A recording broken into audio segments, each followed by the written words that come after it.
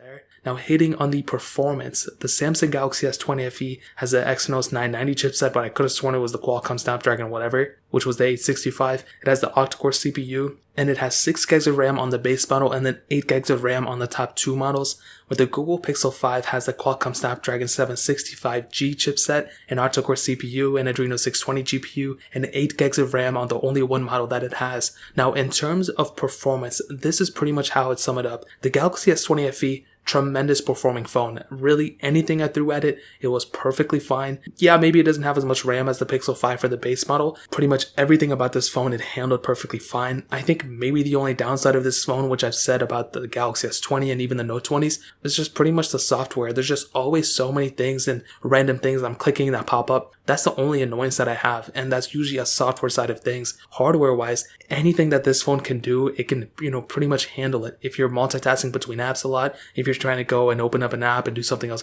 like for day-to-day tasks, like I'm a very basic user, it can handle everything I throw at it. All the typical games and stuff I do on it, perfectly fine. I don't think there's a problem there. The Google Pixel 5 though, I think really shocked me because it was way more smoother than I thought, and it's honestly sounding like Google's paying me to say this. They're absolutely not. The Google Pixel 5 I think is actually a pretty good performing phone too. I personally feel like though the Galaxy S20 FE is a more powerful phone, but I kind of feel like the Pixel 5 is a smoother phone. Even though it doesn't have the 120Hz, it has that 90Hz display, I just kind of feel like it's a smoother phone overall. However, if you're trying to get the most powerful phone from your bang for a buck or whatever, you're going to get a more powerful phone from the S20 FE. But I feel like the Pixel 5 as well, everything I threw at it, it handled perfectly fine. I didn't have that many complaints about it, and I think that's a huge asset when you're looking at a phone. You want to find a phone that basically can handle everything you throw at it, and both these phones can really do it for the most part. But maybe the Galaxy S20 FE is the better one when it comes down to the performance,